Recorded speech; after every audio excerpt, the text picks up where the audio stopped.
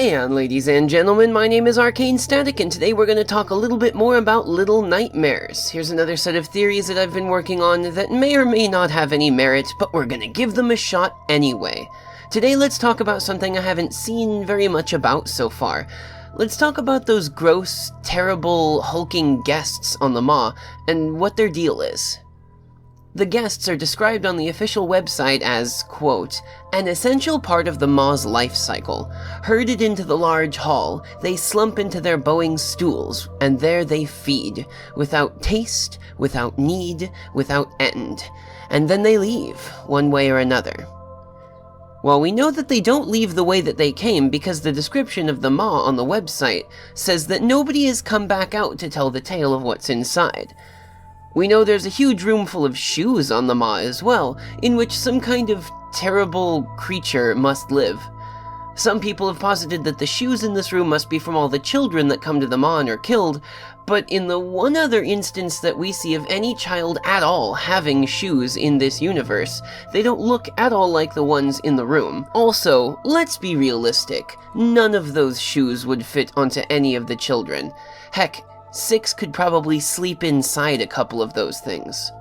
However, you know whose shoes do look like all the ones in that room? The ones that would fit on their feet? The guests. Those shoes belong to the guests that have all been fattened up and killed, or died of overeating, or had some other sort of malady befall them while they're on the Maw. So what happens to the guests? Well, the first thought that comes to mind is that the great amounts of meat on the Maw may not be of purely beast source. There's a possibility that the guests who are feeding on the cured ripe meat off the bone and the sausages ground freshly in the kitchen are eating the remains of what were once other guests. Oh, but Vincent, we see the janitor wrapping children up in paper and hanging them up on meat hooks. Yes, but no child that we see on the Maw at all would be large enough to be able to make even one slice of meat as big as the ones that they are eating, so it can't possibly be the children. It's strange, because in the kitchen we see plenty of huge fish and like a myriad of vegetables and fresh produce.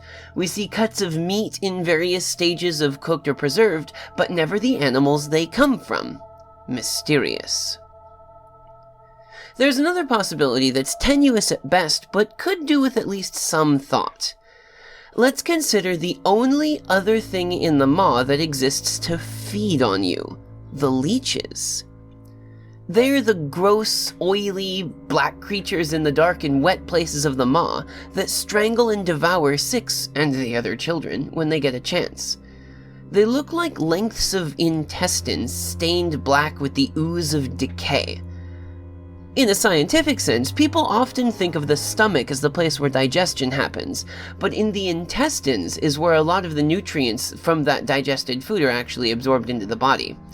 It's a stretch, but it can be said that the leeches and the guests share this aspect, this ravenous hunger that forces them to eat anything that moves. So, what if the guests, once dead, become the leeches? The bits of their corpses that are not used to feed the other guests, like the intestines and other bits of viscera, decay and turn black and slimy, but the desire to consume remains, and animates those bloated, rotting pieces of them to attack anything that looks edible and moves. Speaking of shoes, by the way, let's go back a minute or so from when I was talking about this a second ago. The room with all the shoes that has the monster that lives in it, right? When it eats you, it makes a similar sound to the leeches when they catch you.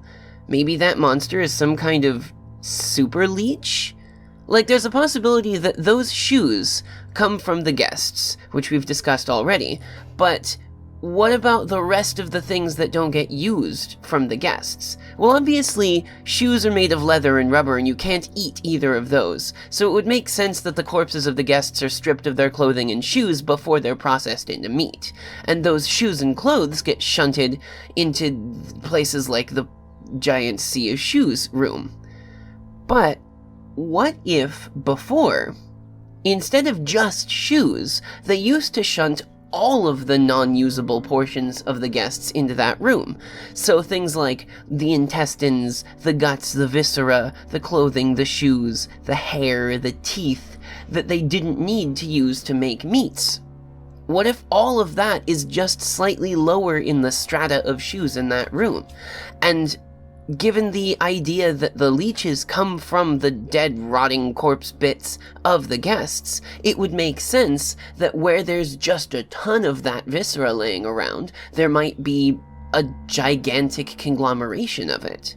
As though in that set of shoes, there is some sort of gigantic monster Frankenstein leech, and that's what's coming around and trying to eat six that entire room.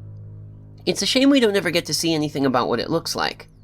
So there's a possibility that the guests, not the children, are the huge slabs of meat that the guests are eating. Again, no child in the maw is big enough to be cut into a chunk of meat that big.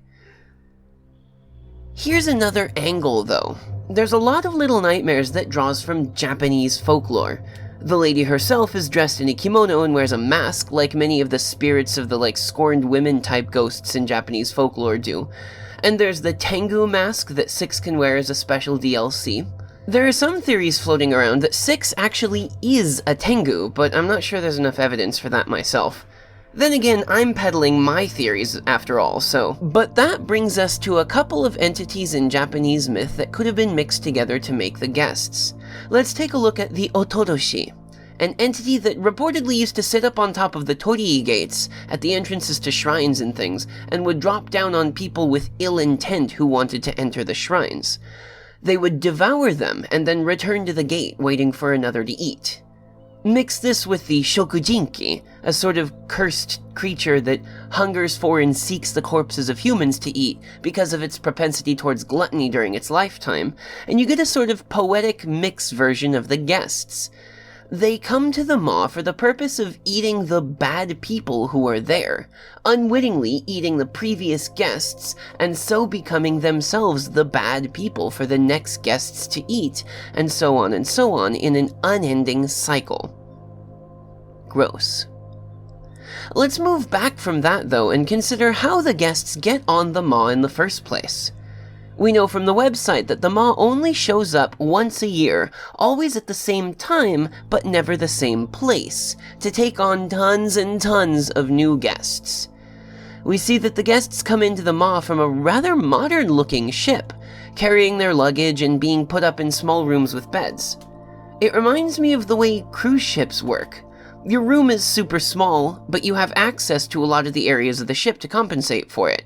Places like the buffets, the lounge areas, the pools. Well, there's no pool in the maw as far as I know, but then again, who knows, it could be somewhere. But, is that what the guests think? Could it be that the guests too are technically innocent in this venture? Consider this. Who knows where the maw is during the part of the year when it's not taking on guests? Only the Ferryman, the single entity from the maw's denizens that we see outside of the maw at all. Well, ferrymen drive boats. Could it possibly be that the ferryman tricks both the children and the guests into coming to the maw, just in different ways? The guests may think that they're actually being taken into some kind of luxury cruise location thing, as evidenced by the actually decent-looking, sort of atmospheric entrance where the lady looks over the ingress of the new subjects. So here's my position. The ship that they come from is captained by the ferryman to the location that only he knows out in the middle of the ocean, and those admittedly monstrous people that leave port in that ship never come back. There have to be enough ports in the world that a restriction on leaving port with a mysterious captain hasn't been put in place during the window when, for the last several years, a ship full of people has disappeared. And even if it has, that can't be worldwide just yet. So if we went up to Canada and picked up a bunch of people and then disappeared, and then next year went over to Greece and picked up a bunch of people and then disappeared, it would not be difficult for him to continue doing this for at least several years before world governments start to catch on to it. Of course, these guests do end up eating Six if they catch her, so they're not entirely innocent, but, well, that's something to consider. Ladies and gentlemen, thank you very much for listening. I hope that you've enjoyed this set of theories. If you did, the like and subscribe buttons are waiting just below this video to be clicked on so that you get the things that I make so that I can give them to you and you can continue enjoying them. Thank you guys so much for actually enjoying my theory videos as well. I'm gonna be honest, the last two Little Nightmares videos that I've made have done better than literally any of my other videos, and in fact, better than most of my other videos combined.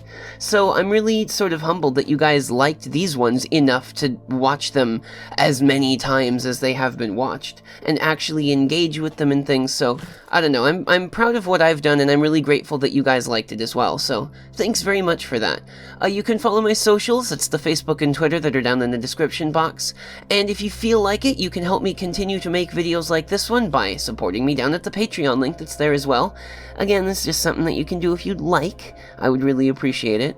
But yes, thank you guys very much again for watching. I look forward to when the next comic and the DLCs both come out. By the way, real hype for that comic. Like, I'm more of a comics nerd than I guess I even give myself credit for, so I'm really excited for it. But anyway, yes, thank you guys again very much, and I will see you next time.